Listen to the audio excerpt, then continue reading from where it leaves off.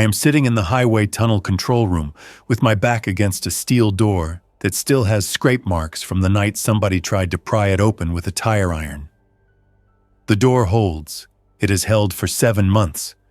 The scrape marks stay there anyway, catching the overhead light each time the generator cycles and the fluorescents flicker for half a second. The clocks on the wall stopped being useful a long time ago, but I keep one running off a battery pack, and I mark my own days with a grease pencil on the edge of a whiteboard. Day 218 in the tunnel. That is not an anniversary. It is just a count that keeps my head from drifting. The air smells faintly of warm plastic from the equipment racks, old coffee grounds I cannot bring myself to throw out, and the chemical toilet corner I built behind a sheet of plywood and duct tape. The fans under the floor vibrate through the concrete and into my boots, a steady reminder that the tunnel is always moving air, always pretending nothing has changed. The camera wall is my world. 40 small screens, most of them dead. A few still take signal from the tunnel bores, from the approaches, from the service corridor I sealed with a rolling gate and 2 lengths of chain.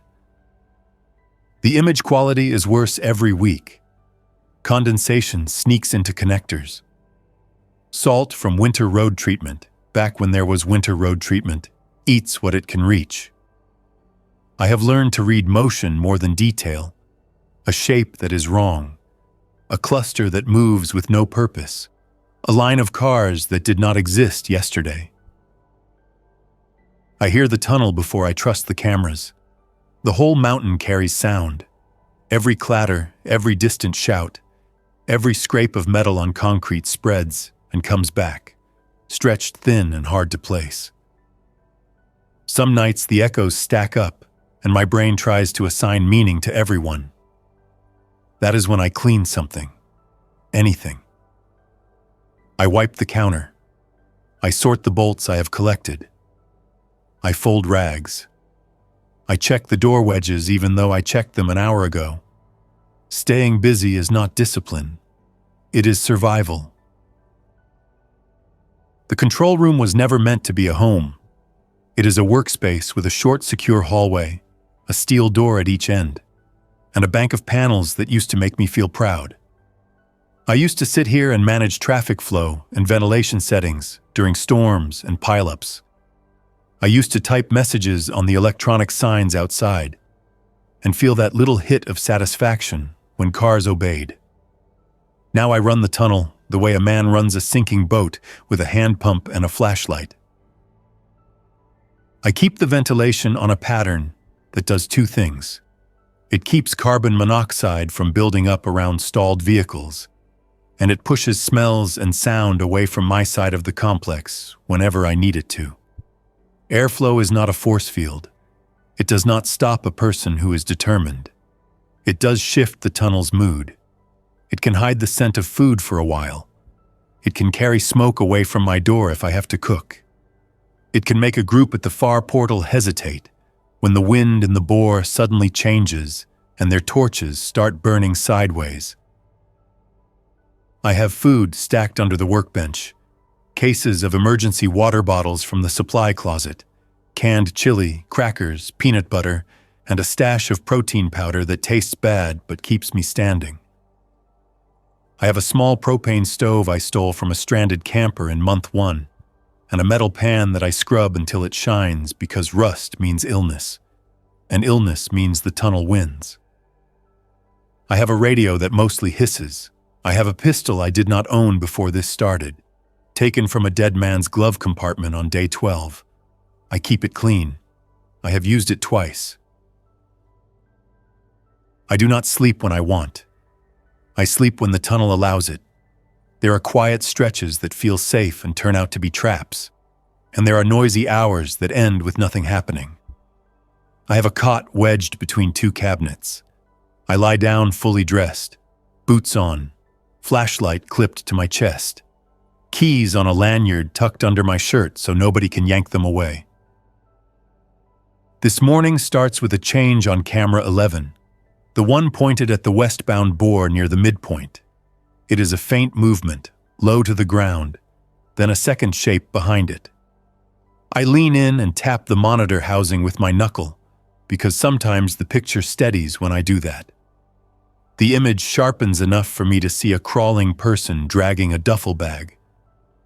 There is a second person upright, moving with a limp. A third shape follows at a distance with the wrong gait. Stiff legs, head angled down, arms hanging. I do not narrate my fear to myself. I do not let the tunnel hear it. I slide my chair back without scraping the floor. I stand. I pull the binoculars off the hook by the door, even though the lenses are scratched, even though the tunnel air keeps fogging them. Binoculars do not help much at this distance through a cheap camera feed. The habit calms my hands anyway. The two humans reach a stalled pickup truck and stop. The crawler tries to wedge the duffel bag under the frame, then gives up and just holds it. The limping one bends, checks the bag, checks the tunnel behind, then points toward the service door that leads to my corridor. That door is 400 yards from them. It has a sign overhead that still says "Authorized personnel only." That sign used to mean something. The third shape closes the distance in little bursts. It does not hurry the way a healthy person hurries. It just keeps coming. The limping one turns and swings something long, maybe a tire iron, maybe a piece of pipe. The blow lands. The third shape staggers but does not retreat. The crawler scrambles backward, still clinging to the duffel bag. The limping one swings again, harder, and the third shape drops to one knee, then rises again. I move fast without slamming anything. I pull up the ventilation control panel. I switch the fan bank to reverse for the westbound bore segment, pushing air from my side toward the west portal. It is not magic. It is a tool. The airflow will carry sound away from my corridor and toward the portal. It will also push any smoke, any scent, any warmth away from the approaching group. I'm not hiding because I am cruel. I am hiding because I learned what happens when strangers learn I am here. I have let people in before. Not many. Each time I did it, the tunnel paid me back. One man stole my batteries. One woman tried to convince me to open the outer gate for her family, then waited until my back turned and went for my keys. I hit her wrist with the flashlight, and she screamed loud enough to bring infected from the approach lanes. I dragged her out into the hallway and locked the door behind her with her crying on the other side. I still hear that some nights. That is the part nobody gets. You do not only remember what you lost, you remember what you did. The camera feed shows the limping one falling back, pulling the crawler by the shoulder. The third shape, infected, steps over a dropped backpack and lunges. The limping one swings again. The pipe catches the infected across the face. The infected stumbles. The limping one does not celebrate. She turns and runs a few steps, stiff and uneven, then looks back and runs again. She is moving toward the service door, toward me. I zoom the camera digitally, and the pixels smear, but I catch enough to see the limping one is a woman in a state trooper uniform that has been cut and retied to fit tighter over layers. Her hat is gone. Her hair is tied back. She has a long gun slung, but her hands are on the pipe. The crawler is a man, pale, moving too slow, one sleeve dark with dried blood. He keeps the duffel bag hugged to his chest like it is a person. I say her name without meaning to. Navarro. The sound comes out small in the control room. I know her because 7 months ago, when the first wave of panicked drivers jammed the approaches and the tunnel became a cage, she was one of the few law enforcement voices who stayed on the radio net for more than a day. She was not warm. She was not gentle. She was clear. Clear voices become rare fast. I spoke to her once through a crackling handheld, back when I still believed State Command would reestablish control. She told me to lock down the control areas and save myself. She said the tunnel would turn into a trap for anyone who tried to manage it. She was right. I should stay quiet. I should let the tunnel swallow her and keep my doors shut.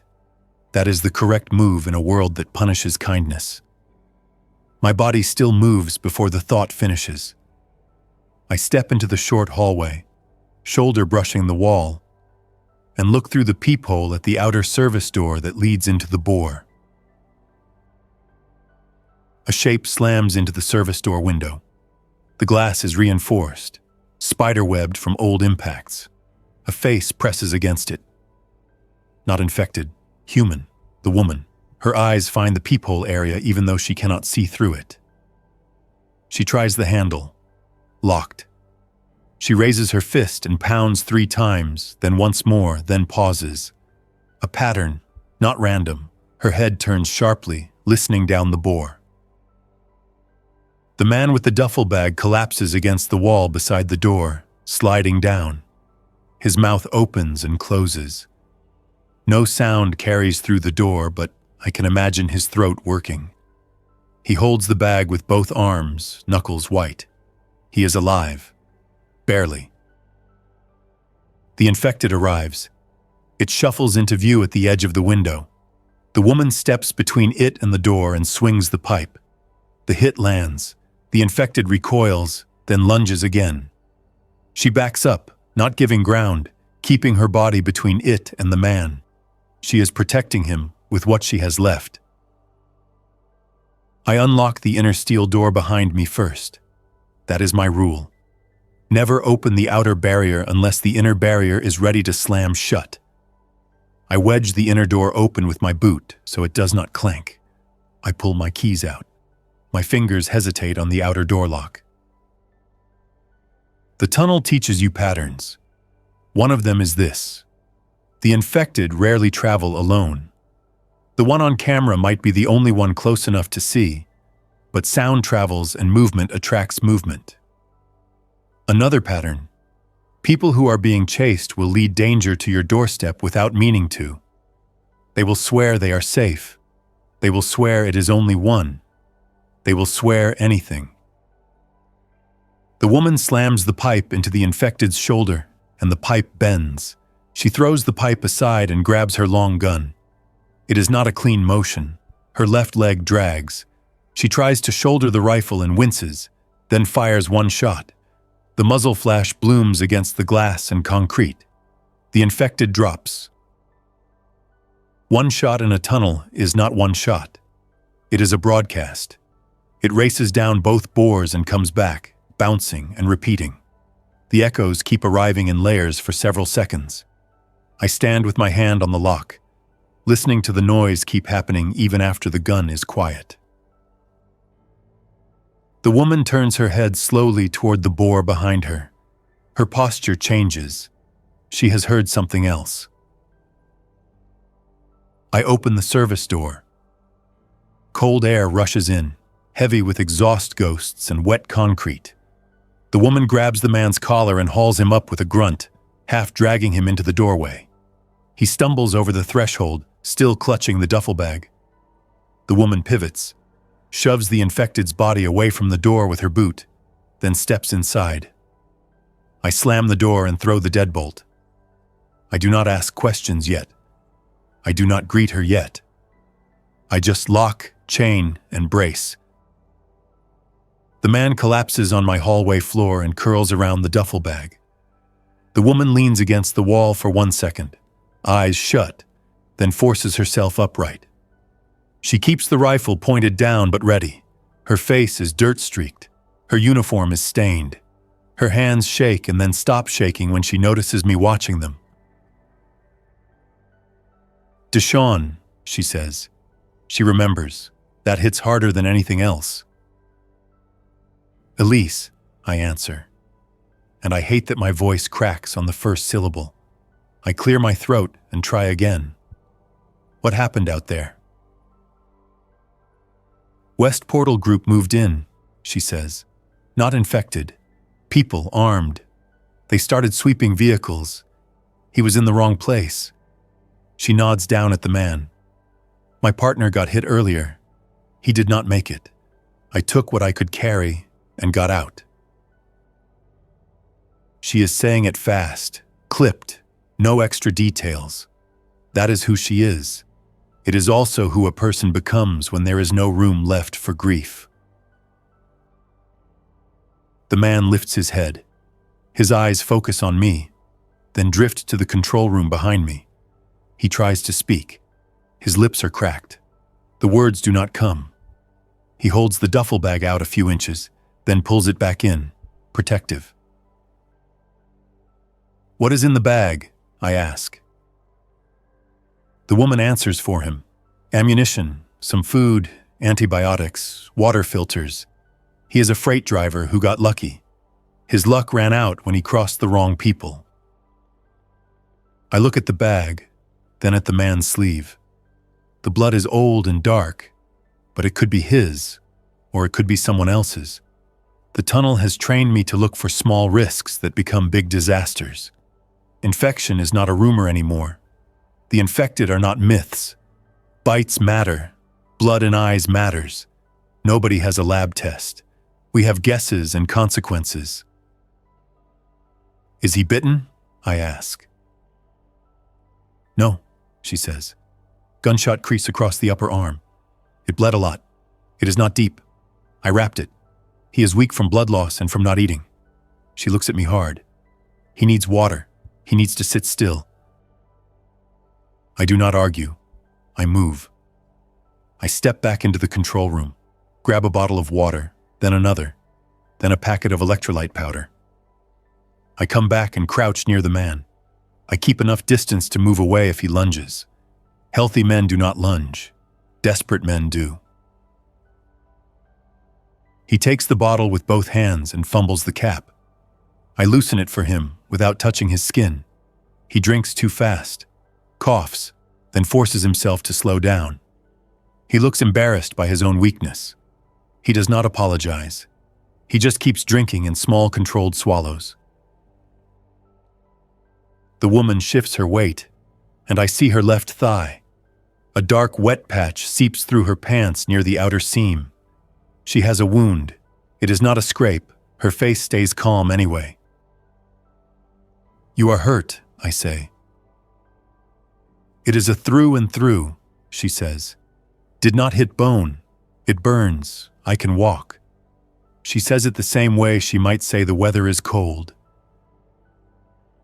"You cannot just stand there bleeding into my hallway," I say, sharper than I mean to. Then I soften it by moving again. I grab my medical kit, what is left of it, and I point toward the plywood corner. "Sit, let me see it." She does not like taking orders. I can tell by the way her jaw tightens. She sits anyway. That tells me she is closer to her limit than she wants to show. I kneel, cut the fabric around the wound with scissors, and peel the cloth back. The bullet track is ugly but clean, one hole in, one hole out. No pus, no blackened edges. The bleeding is steady, not a spray. That is a relief I do not speak out loud. I clean it with what antiseptic I have and pack fresh gauze. My hands stay practical. That is another habit the tunnel gave me. Hands can be calm even when the brain is not. I wrap the bandage tight enough to help, not tight enough to cut circulation. She watches my face for hesitation. I do not give her any. On the camera wall, motion flickers again. The gunshot echo must have drawn attention. I step away from her and go to the screens. Camera 11 shows shadows moving between stalled cars in the westbound bore. Not one, several. They do not walk in a straight line. They wander, stop, then drift again, pulled by sound, pulled by movement, pulled by something in their heads that has no plan. Camera 3, the one outside the west portal sign gantry, shows people. Living people, 5 of them, then 6. Headlamps, rifles. One carries a crowbar. They move with purpose. They pause at cars, check windows, then move on. One points toward the tunnel mouth. The woman comes up beside me. She is limping. She keeps her voice low, That is them. How long until they get curious about this door? I ask. Minutes, she says. They are not stupid. They will see the dead infected near the service entry. They will see tracks. They will notice the airflow shift if they pay attention. I swallow the first impulse, which is panic dressed up as speed. Speed without a plan gets people killed. I force myself into steps. Okay, we control what we can. We do not give them information. I tap the intercom mic, the one that feeds the loudspeakers in the bore. It still works on a limited circuit. I used it once to direct a group away from a blocked lane back in month 2. It brought 3 infected to my hallway because one man shouted back at the speakers and the noise carried. I learned, I do not use it unless I must. Instead, I bring up the message board controls. The electronic signs inside the tunnel still light. Some letters are dead. Enough remain for blunt messages. I type, "Westbound closed, turn around, danger ahead." I send it to the nearest sign in the westbound bore. Then the next, then the next. The signs glow amber in the camera feeds, bright rectangles that draw eyes. "Will that stop them?" the wounded man whispers. His voice is hoarse, but present now. He looks at me from the floor, then at the screens. His gaze keeps drifting toward the duffel bag, making sure it is still there. "It stops honest people," I say. The woman keeps watching camera 3. "They are reading it," she says. 2 are laughing. 1 is pointing deeper into the tunnel. So that is that. I move to the ventilation control again. The tunnel has multiple fan groups and dampers. The wrong settings can trap exhaust, push smoke into the wrong place, or pull contaminated air toward the control complex. I have lived with those risks long enough to understand them. I set the westbound bore to push harder toward the portal, making a steady wind that will fight anyone trying to push smoke or gas deeper into the tunnel. I reduce flow near my service corridor to minimize the human smell problem. I cannot erase it. I can dilute it. The woman watches me work. "You kept this running," she says, almost accusing. "I had power," I answer. "I had fuel. I had reasons." "Most people would have left," she says. "There is nowhere to go on foot at 11,000 feet, I say. "The tunnel was already full when the roads died. The mountain does not care about bravery."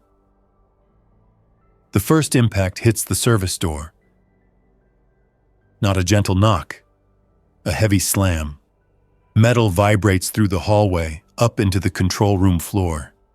Dust falls from the ceiling tile grid where I never managed to seal it properly. The wounded man flinches and clamps his mouth shut, squeezing silence out of himself. The woman raises her rifle and takes position at the hallway angle, where she can see the door without standing in the direct line of a shot through the window. A voice outside yells something I cannot make out. The ventilation is pushing their sound away. That helps, but I still hear the intent. Demands, anger, confidence. People with enough calories do not usually beg. The woman glances at me. "Do not answer," she says. "I know," I say, and I hate how much I mean it. Another slam, then a pause, then a sharper sound. Metal on metal, a tool testing the lock. The scrape comes through the door and makes my teeth ache. I step to the side cabinet and pull out a bag of ball bearings I scavenged months ago from a maintenance cart. I never found a perfect use for them. I just knew small, hard objects become useful in a narrow hallway. I whisper, "If they get the door open, I want the floor to betray them." The woman nods once, no argument. I crawl low and sprinkle a handful of bearings along the inner hallway approach, keeping them out of my own boot path. It is quiet work. My fingers place them instead of tossing. Noise matters. The bearings disappear against the concrete until you step on them. The tool sound outside stops. Silence fills the hallway, thick and waiting. That is worse than shouting. Shouting is what a person does when he wants attention. Silence is what a person uses when he is about to do something. The gunshot comes from inside the tunnel bore, not outside the service door. A single report, then two more. The echoes stack and smear. The woman's head snaps toward the control room, toward the camera wall. On camera 11, one of the armed men in the bore is firing at infected between the cars. The muzzle flash lights the concrete. Infected drop and then move again.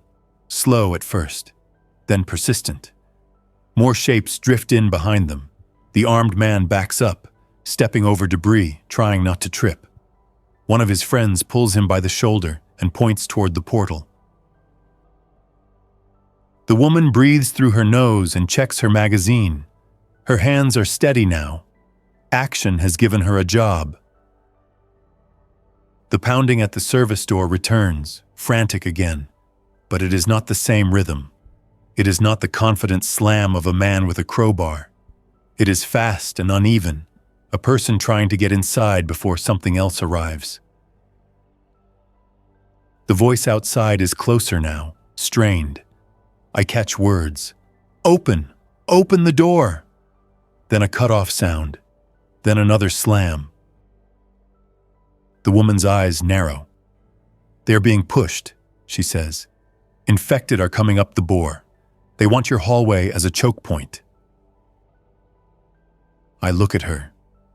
If I open it, I get them and whatever follows. If you do not open it, they might still breach it, and then you get them anyway, she says. That is the tunnel's cruel math. Options shrink until all choices taste bad. I make a decision that is not mercy and not cruelty. It is mechanics. I go to the panel and trigger the westbound bore fan ramp to maximum for 30 seconds, a blast that will push a hard gust toward the portal. It will also shove sound and smoke and stink away from my service corridor. If infected are closing in, that gust might slow them by forcing them into the stalled cars and debris. If the armed men are pressed up against my door, that gust will hit their faces and make footing harder. The control room hum deepens. The floor vibration increases. The lights flicker again.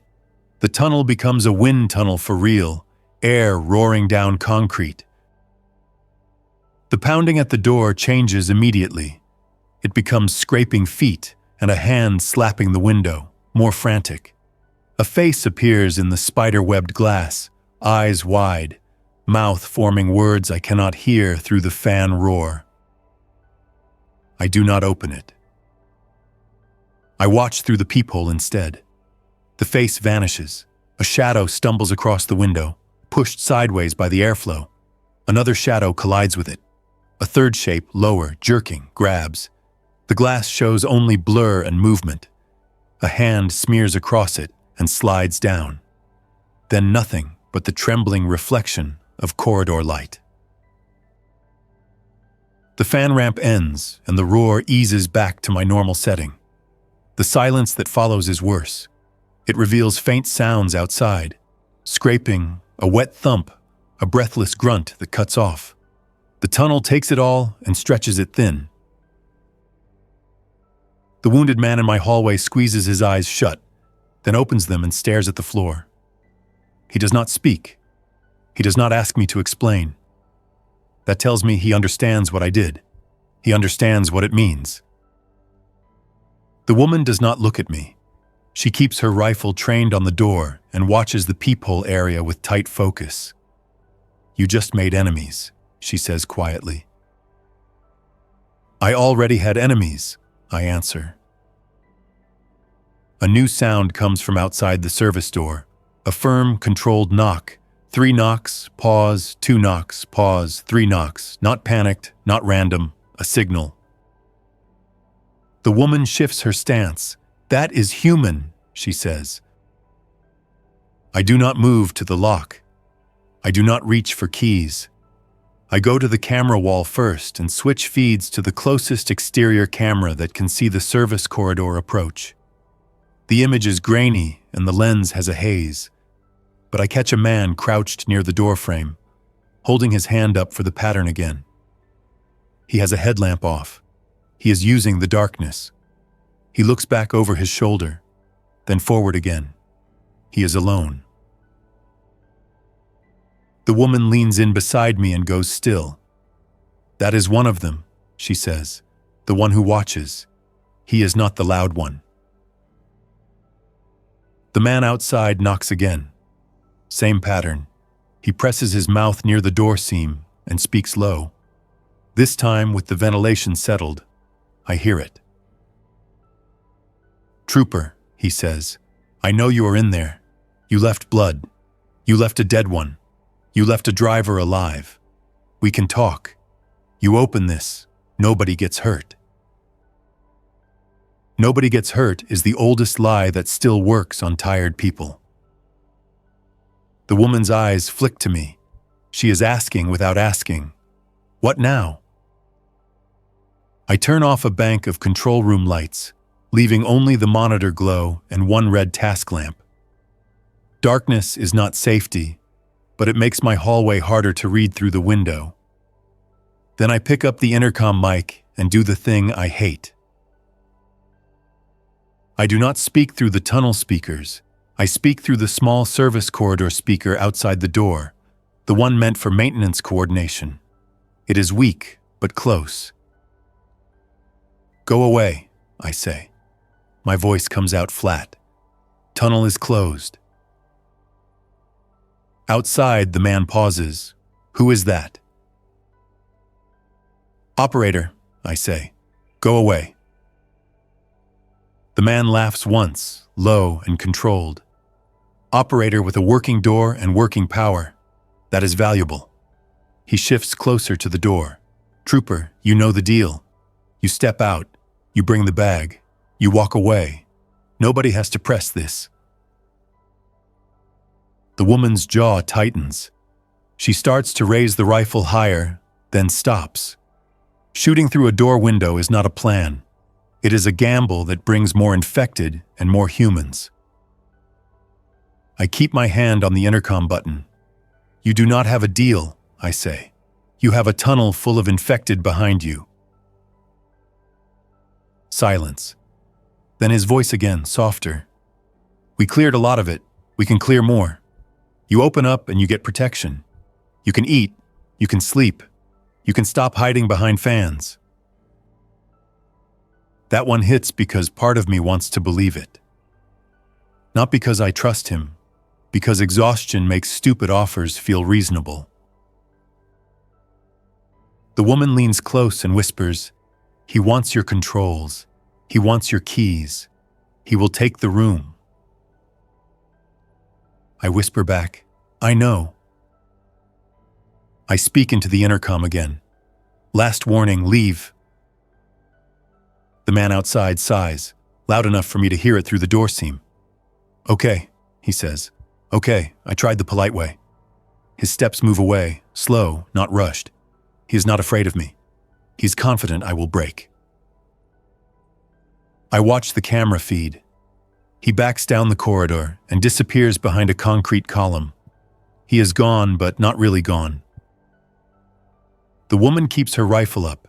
"He is setting up," she says. "I know," I say again, and the repetition makes me angry at myself. I go to the equipment cabinet where I keep my worst option. 2 road flares, a canister of fire extinguisher powder, and a small plastic tub of pool chlorine tablets I scavenged from a resort maintenance shed months ago. I did not take them for poison. I took them for water sanitation. They can do other things if somebody is reckless. The woman watches what I pull out, and her eyes narrow. "Do not gas the hallway," she says. "You will trap it in here." "I am not trying to kill anybody," I say. I am trying to buy time. I hand her a flare.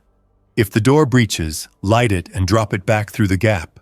Smoke, light, confusion, then fall back to the inner door. She takes it, checks the strike cap, then clips it to her belt. You have done this before, she says. Not exactly, I answer. Close enough. The wounded man finally speaks again, voice steadier. My name is Grant, he says. Grant Morrow. He shifts his arm carefully and winces, then keeps going. If you two fight them, I can help. I can shoot. I can move. The woman looks him over. You can carry the bag and stay quiet, she says. It is not unkind. It is assessment. I turn back to the screens. Camera 11 shows the boar chaos thinning. Several infected lie still. A few stagger deeper, drawn by some other noise. The armed group has pulled back toward the portal. 2 of them are missing from the earlier count, either dead or separated or hiding. A sharp metallic bang hits the service door from outside, louder than before. Then another, then a steady rhythm. Someone has a tool that can strike hard and repeat. The woman moves into position. Grant drags himself up to sit against the wall, duffel bag at his feet. He pulls a handgun from his waistband, small and worn, and checks it with shaking fingers that settle after the first motion. He keeps the muzzle down. I crouch by the inner steel door and set my own pistol on the floor beside my knee. I hate the fact that this is my life now. A state trooper bleeding into my hallway, a freight driver with ammunition, and me, a tunnel operator, waiting behind steel doors in a mountain while strangers try to break in. The banging changes. The tool hits near the lock, then lower, then higher, testing. That is a person learning the door's weakness. I listen and map it in my head. The steel is thick, but the frame has anchor points. Enough impacts in the right place can deform it. I whisper to the woman, if the outer door goes, we fall back. Inner door closes. No hero stuff. She whispers back, agreed.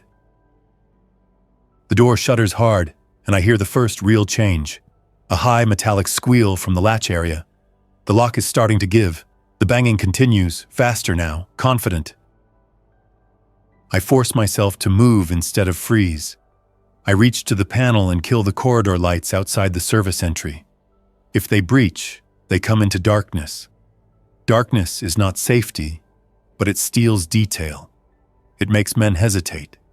It makes flashlights reveal only what they point at. The woman shifts her stance, ready to step back the instant the door gives. The bearings on the floor glitter faintly in the monitor glow. My trap is quiet and simple and ugly. The latch finally pops with a sharp snap. The service door swings inward a few inches, held by the chain I added months ago. Cold air and tunnel stink surge into the hallway. A flashlight beam slices through the gap, sweeping low. The beam catches the bearings and throws tiny reflections everywhere, confusing the eye. A voice hisses. Close. Chain. Cut it. A bolt cutter jaw appears in the gap. It clamps on the chain and squeezes. The chain groans. The woman's flare comes off her belt. I grip her wrist. Not hard. Just enough to stop the motion for half a second. I whisper, wait. Let the chain break. Let them commit. She meets my eyes. She understands. She holds. The chain snaps.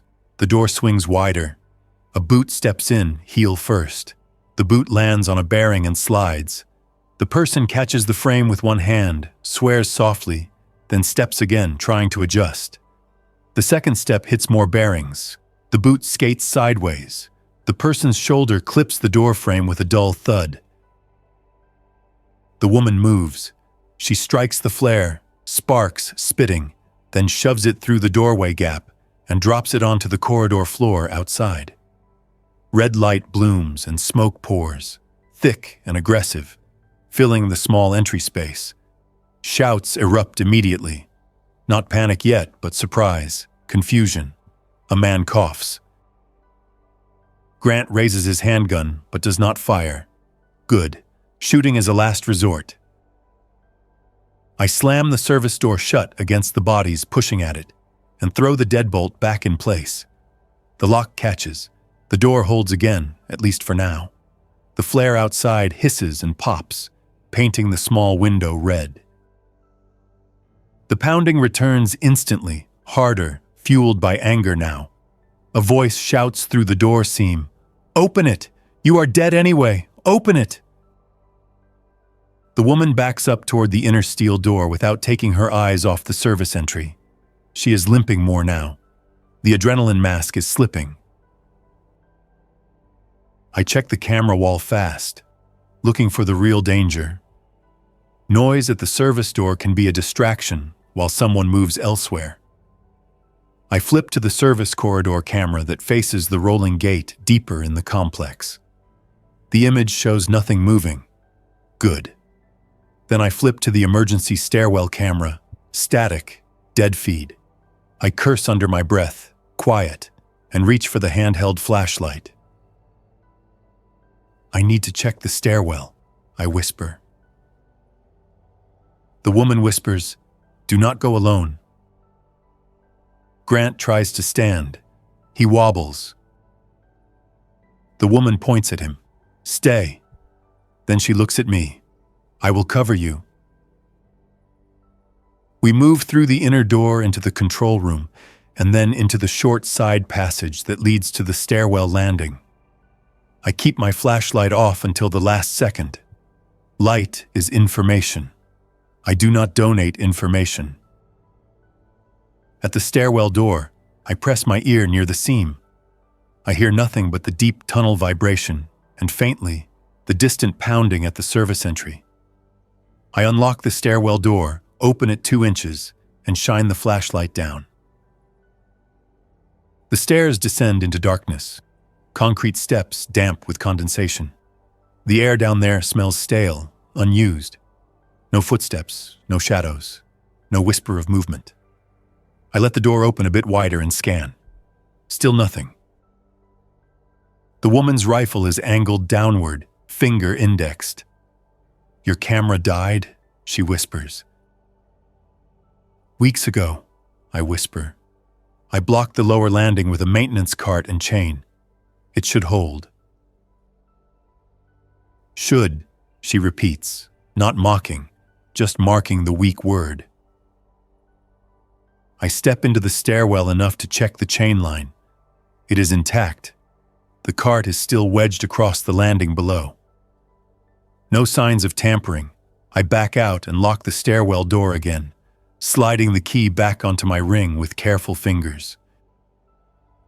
Back in the control room, the pounding at the service door has slowed. That is not relief. That is a shift in tactics. I return to the camera wall and bring up the exterior portal feeds.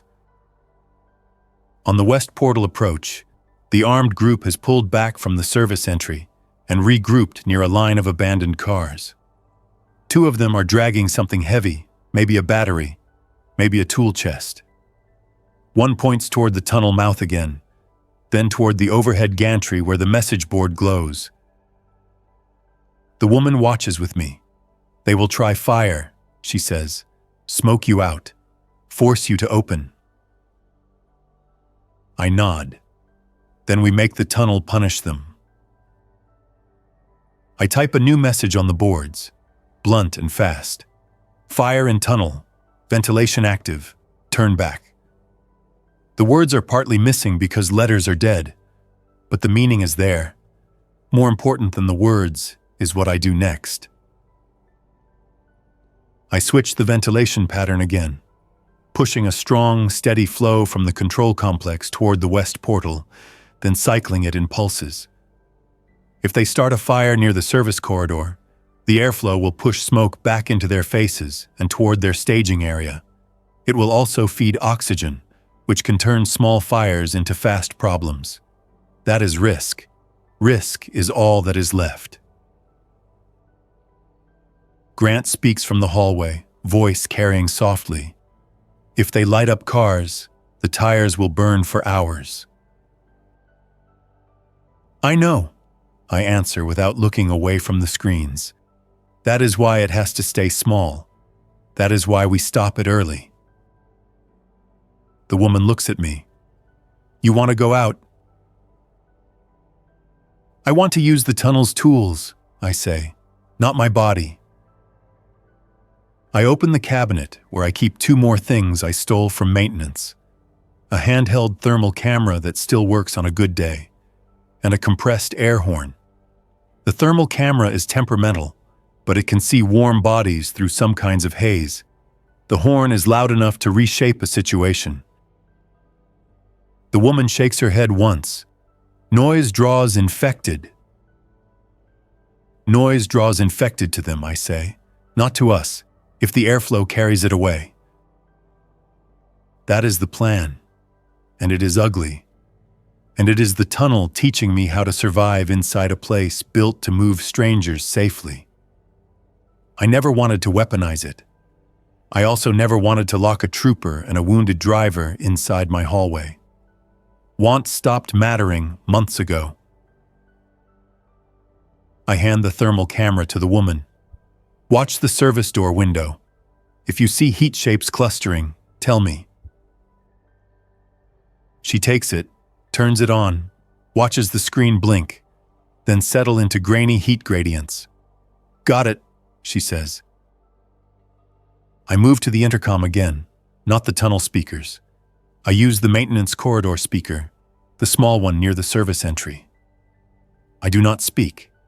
I wait until I see 2 of the armed men kneel near a car trunk in camera 3, hands busy with something that could be a rag, could be fuel. Then I hit the air horn once. 1 blast, long, focused. The sound does not just travel, it dominates. It bounces and stacks and becomes a wall of pressure in the bore. The men jerk upright. One drops something, another spins with his rifle up, searching for the source. Their headlamps flare on. They point toward the service corridor. They point toward the tunnel mouth. They do not have a target. On camera 11, infected heads lift. Bodies that were drifting turn, reorient, and start moving toward the sound path. Slow at first, then with that stubborn consistency that makes time feel hostile. I do not blast again. 1 is enough. Too much is reckless. The armed men scramble, trying to decide whether to fight infected, whether to keep working on whatever fire plan they had, whether to retreat. 1 man fires a shot into the bore, then another. Echoes return. Infected respond by moving faster, not sprinting, just closing without hesitation. The woman watches the thermal camera at the service door window. Heat moved away, she says. They are leaving the door. Good. Good in the tunnel means only that 1 threat has shifted position. For the next 10 minutes, we keep working. I adjust airflow to keep pushing sound and scent toward the portal. I keep the message boards flashing warnings. The woman tracks heat shapes through the haze.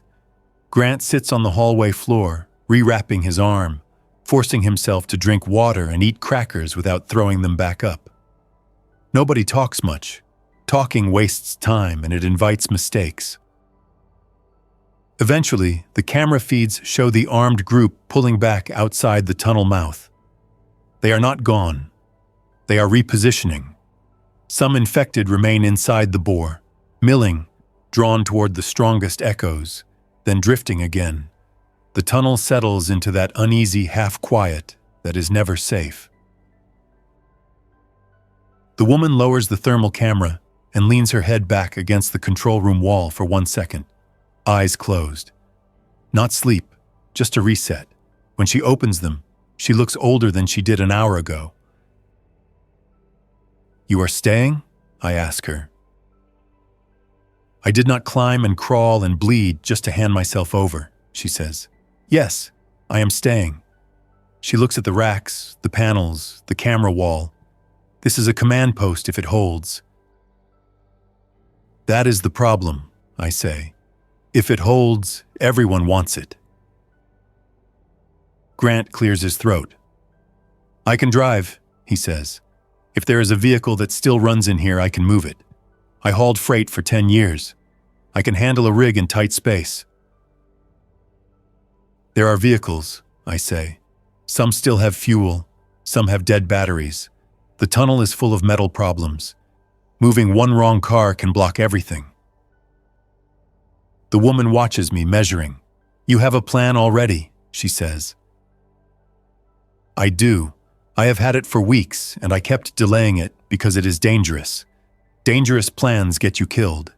Sitting still also gets you killed, just slower. There is a secondary control space, I say. Smaller, older. A maintenance office closer to the east side, connected to a service alcove. It has a steel cabinet, a sink, and an emergency phone line that never worked even before the collapse.